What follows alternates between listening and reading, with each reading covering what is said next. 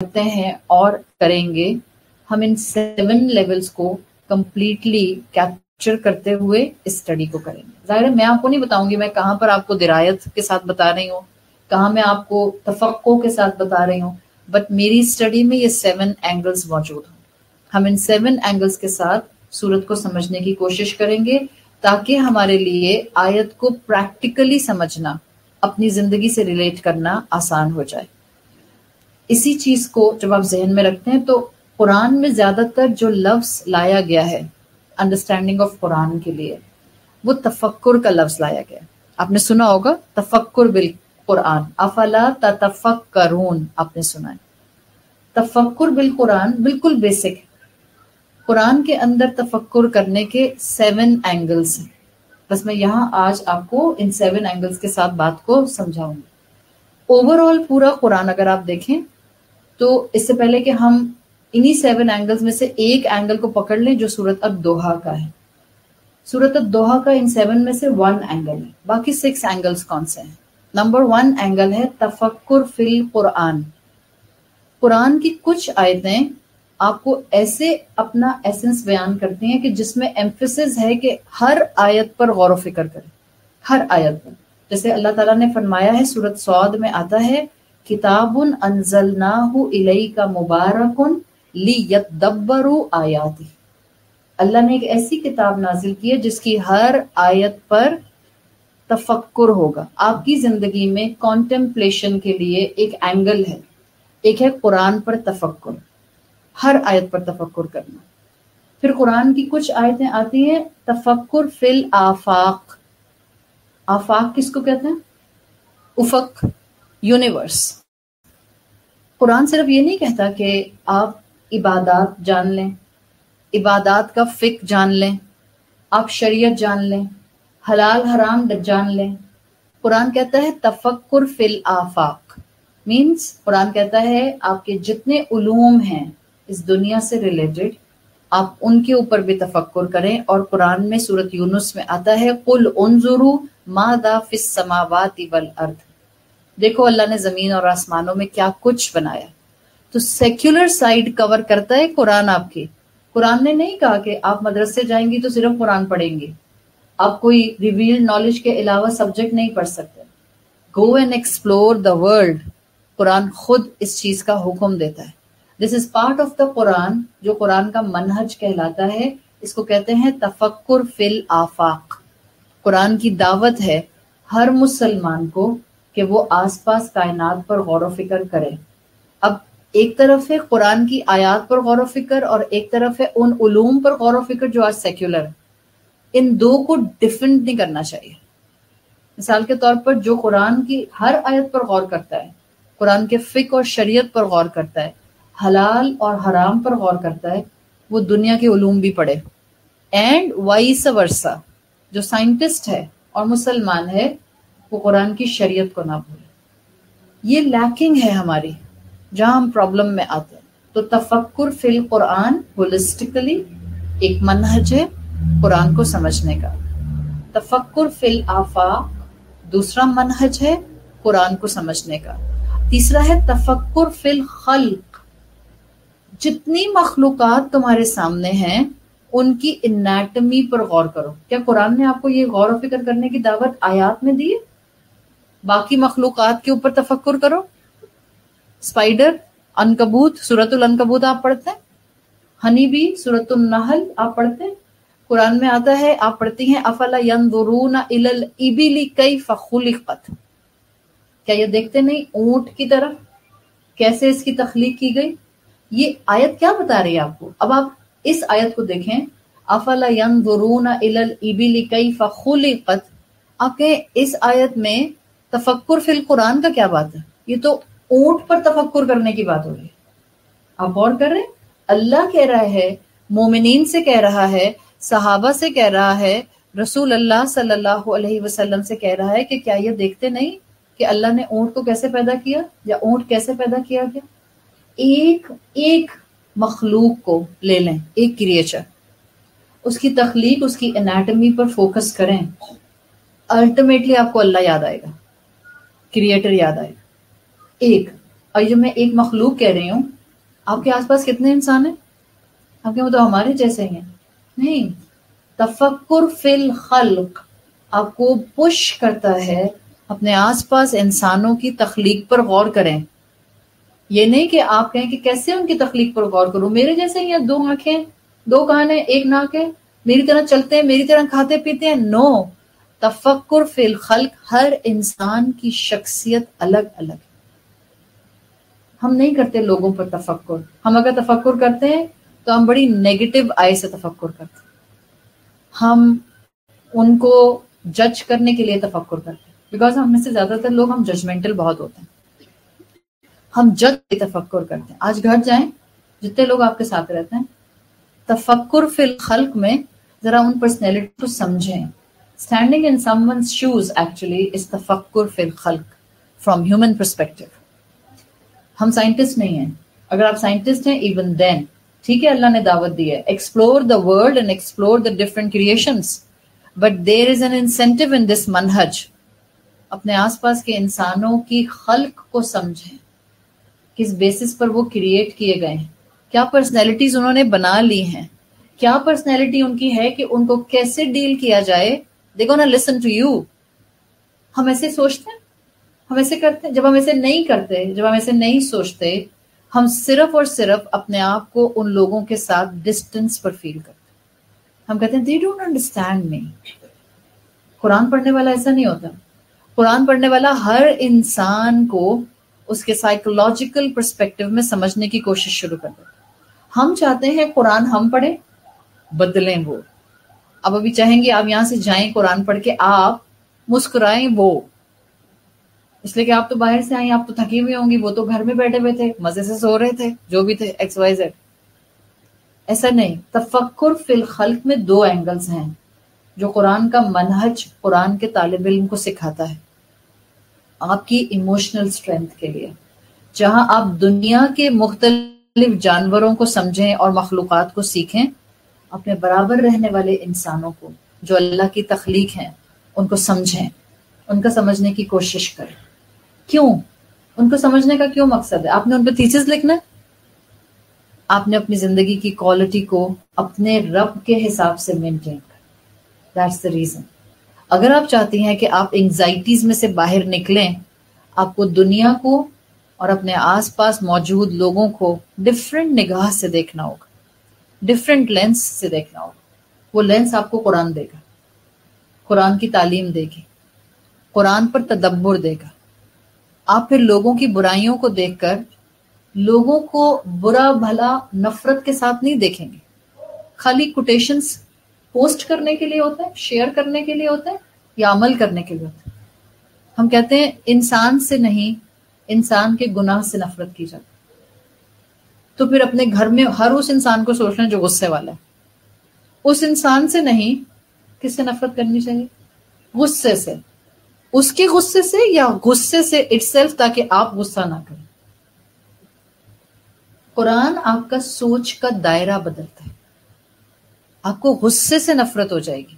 جب آپ کو غصے سے نفرت ہوگی، you will never let your anger to capture or overpower you. یہ ایسنس ہے جو قرآن سمجھاتا ہے. سو تفکر فی الخلق، انسانوں پر بھی تفکر کریں. ہاں، آپ جانوروں پر کریں. جیسے قرآن نے اگر کہا ہے افلا ينظرون الى الابل كيف خلقت. ابل اونٹ کو کہتے ہیں. اونٹ is the only land mammal, only land mammal جو سالٹ واٹر، سمندر کا پانی بغیر کسی پرابلم کے پیتا ہے. اونٹ جب پیدا ہوتا ہے اس کا ہمپ ہوتا ہے، اونٹ کے بچے کا کوہان ہوتا ہے. اس کا اونٹ کے بچے کا کوہان نہیں ہوتا ہے. آپ کو نہیں معلوم؟ اونٹ کے بچے کا کوہان نہیں ہوتا، وقت کے ساتھ ڈیویلپ ہوتا. ہم نے بچپن سے میں نے یہی سنا تھا، پتہ نہیں آپ لوگوں نے سنا یا نہیں سنا، کہ اونٹ پانی بہت سارا پی کے اپنے ہمپ میں جمع کر لیتا. سنا؟ نہیں، ہمپ میں نہیں جمع کرتا، بلڈ میں جمع کرتا ہے. جب اللہ کہہ رہا ہے کہ اپنی سراؤنڈنگ پر غور و فکر کرو، آپ دیکھیں ایک عام معمولی سا جانور جس کے بارے میں ہمارے یہ رائے ہے، جس کے بارے میں ہماری یہ انفارمیشن ہے، اور یہ انفارمیشن چلی آ رہی ہے. ہم نے اپنی اماں سے سنا، ہم نے اپنے بچے کو بتایا ہوگا بیٹا اس کے کیمل کے ہمپ میں پانی سٹور ہو جاتا ہے جب بھی وہ چلتا ہے. نہیں، اس کے ہمپ میں کوئی پانی سٹور نہیں ہوتا ہے. آپ پڑھیں گے تو آپ کو پتہ چلے گا. جب ہم ایک کریشن کے بارے میں اس مس انڈرسٹینڈنگ میں, اگر ہم قرآن کو نہ سمجھیں, کین یو امیجن ہم اس شریعت کے بارے میں کتنی مس انڈرسٹینڈنگ میں. And we are in such kind of misunderstanding. ہم قرآن کو قرآن کا حق دے کیوں نہیں پا رہے, ہم عمل کر کیوں نہیں پا رہے؟ بیکاز ہم سنی سنائی پر ہیں, موسٹلی سنی سنائی پر ہیں. کیوں کیمل کو صحرا کا بادشاہ کہتے ہیں؟ ریت کیوں نہیں جاتی ہے اس کی آنکھوں میں اور اس کی ناک میں؟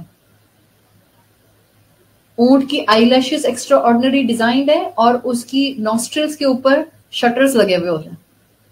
شٹر میں نے آپ کی زبان میں بولا, لٹرلی اس کی ناک پر شٹرز ہوتے ہیں, بیکاز جب وہاں طوفان آتا ہے ریت کا, اس کی ناک میں ریت نہیں جاتی. ایک مخلوق ہے اللہ کی, میں نے تو ایسے ہلکا سا آپ کو صرف اس مخلوق کا بھی ایک گلمپس دکھایا. یہ تو تھا اونٹ. What about the people living next to you in your house under the same roof? ان میں بھی کوئی نہ کوئی صلاحیتیں ہوں گی. آپ کہیں گے نہیں انسان میں, انسان کیپیسٹی میں بات نہیں کر رہی ہوں ان کی. اللہ کی تخلیق مختلف پرسنالٹیز کی شکل. اب جس انسان کے پاس اتنا علم حاصل کرنے کا اور تفکر کا پہلو ہو, وہ اداس, پریشان, غم زدہ, اینگزائٹی, فیئر کا شکار ہو سکتا. ہمیں غلط ڈائریکشن میں تفکر کرنے پر لے کر جا رہی ہے, اور یہ دنیا کا فتنہ ہے. دنیا کا فتنہ کیا ہے؟ دنیا اس وقت تفکر کرا رہی ہے, اور یوتھ سے لے کر ایڈلٹ کو سب کو تفکر کیا کرا رہی ہے. You are so worthy, but none of anyone in your home is aware from this fact. یہ دنیا آپ کو سکھا رہی ہے آپ اتنے اہم ہیں, مگر کسی کو آپ کی قدر نہیں ہے. یہ میں overall one liner notion اس فتنے کا بول رہی ہوں. ہر انسان کو اس دنیا نے ایک ٹارگٹ لے لیا ہے, فیل کرانا یو آر سو اسپیشل. اتنے اسپیشل کہ کوئی آپ کو کچھ بھی نہ کہے, کسی کو بھی آپ کو کچھ نہیں کہنا چاہیے.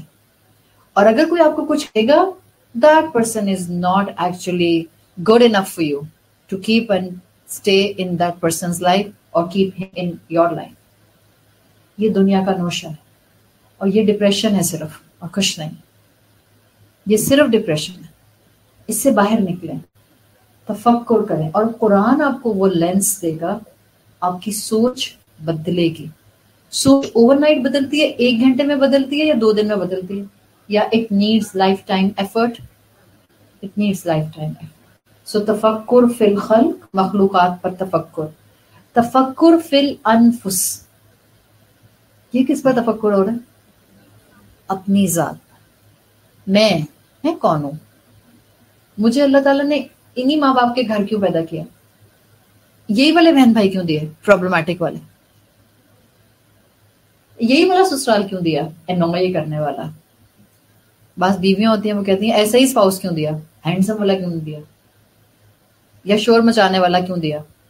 تفکر فی الانفس. It's not just about your creation. It's not just about your physical body. It's about the circumstances you are in. تفکر فی الانفس. ہم اپنی مرضی سے اپنی ماؤں کے گھر ڈیلیور ہوئے؟ نہیں, ہم اپنی مرضی سے نہیں آئے ہیں. یہ اللہ کا سیٹ اپ تھا. ہم اپنی مرضی سے اس وقت 2024 میں زندہ ہیں؟ نہیں. اکثر لوگ کتنی محبت میں, بہت محبت میں بولتے ہیں کاش ہم اللہ کے رسول صلی اللہ علیہ وسلم کے زمانے میں ہوتے, ہم کتنے نیک ہوتے. کیوں؟ آپ کو گارنٹی ہے کہ اب ابو جہل نہ ہوتی؟ کیا گارنٹی ہے؟ وہ بھی تو تھا اس وقت, ابو الحکم جس کو کہا جاتا تھا. آپ کو کیا گارنٹی ہے کہ اب ابو جہل اور ابو لہب نہ ہوتے؟ ہمارے پاس تو کوئی گارنٹی نہیں ہے. اس کا مطلب کیا ہے؟ اس کا مطلب سمپل ہے. اللہ آپ کو تفکر کرنے کو کہتا ہے اپنی زندگی کے بارے میں. آپ کو جو اس نے فیچرز دیے, جو آپ کو جینڈر دی, جو آپ کو فیملی دی, جو آپ کو سراؤنڈنگ میں رشتے دیے, جو آپ کو آس پاس حالات دیے, you were super perfect in it and you are super perfect in it. آپ انہی پیرامیٹرز میں جنت کما سکتے. اس لیے کہ یہ کسی انسان کا ڈیزائن کیا ہوا ڈیزائن نہیں ہے, یہ اللہ کی پلاننگ ہے. سورۃ روم میں آتا ہے اولم یتفکروا فی انفسہم, کیا وہ اپنے نفسوں پر غور نہیں کرتے؟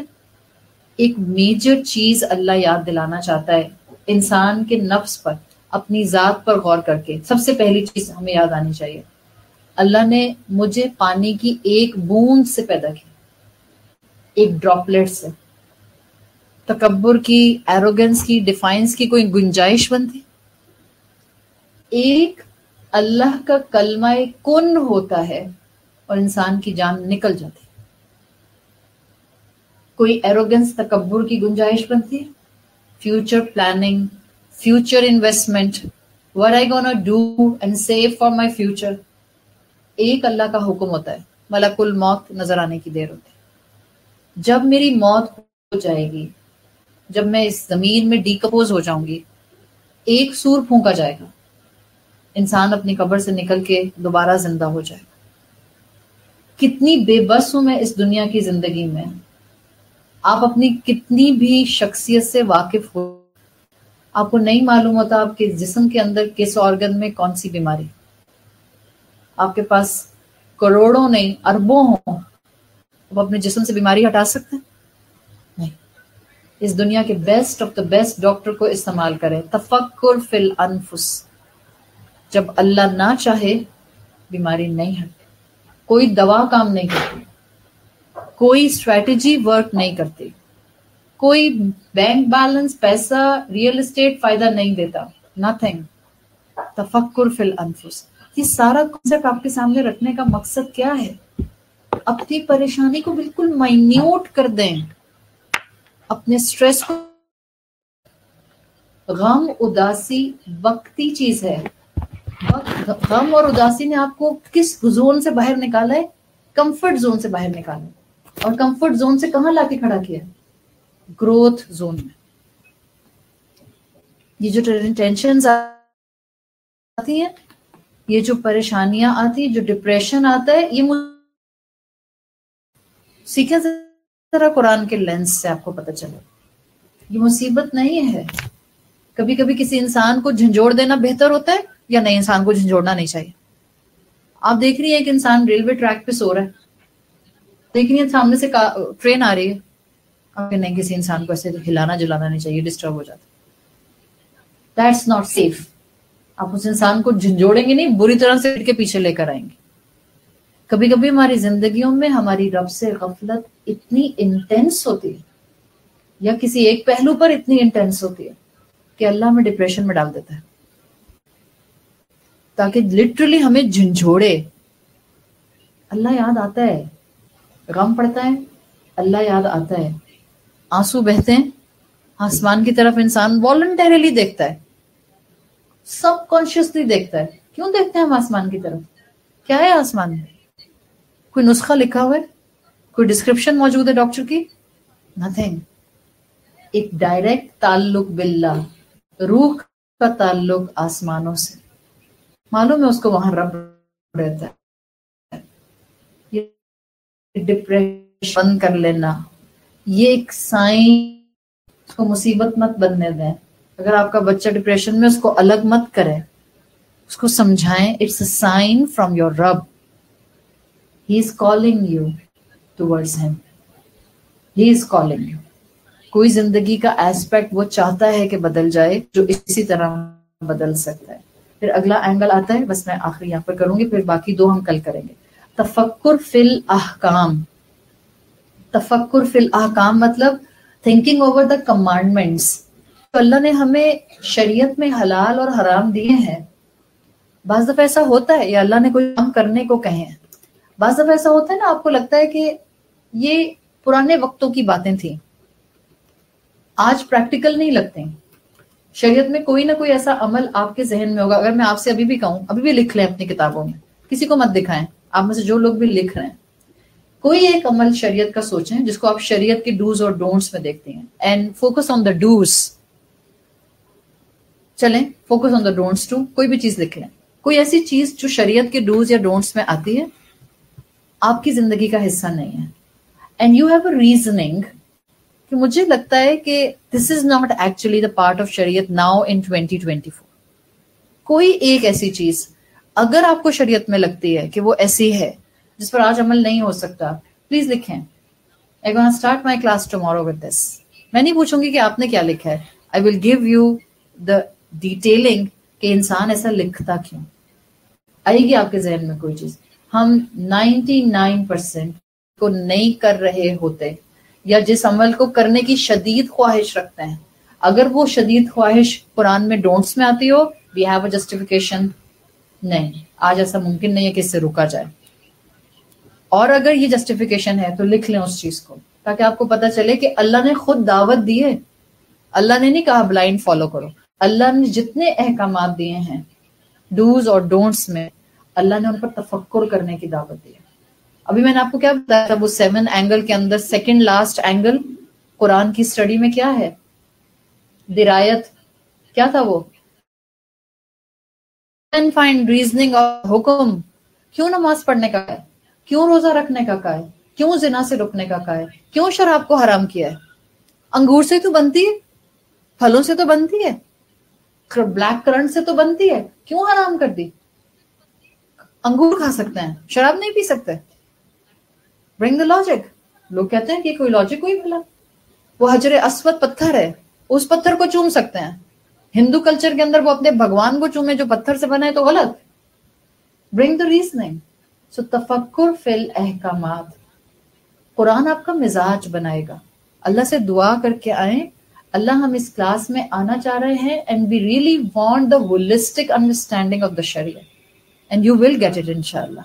By the end of the course, if you will attend it daily, you will see the difference that you're gonna start getting the clarity in the commandments inshallah and about the Islam holistically. آپ کو انشاءاللہ وہ شفافیت اور وہ purity اس اسلام کی نظر آئے گی جس مقصد کے لیے قرآن نازل کیا گیا ہے. اللہ تعالی ہمیں بہترین طریقے سے اس کلام پر کی صلاحیت اور توفیق عطا فرمائے. اللہم اجعلنا فی رمضان من المستغفرین واجعلنا فی رمضان من اولیائک المقربین واجعلنا فی رمضان من الصالحین.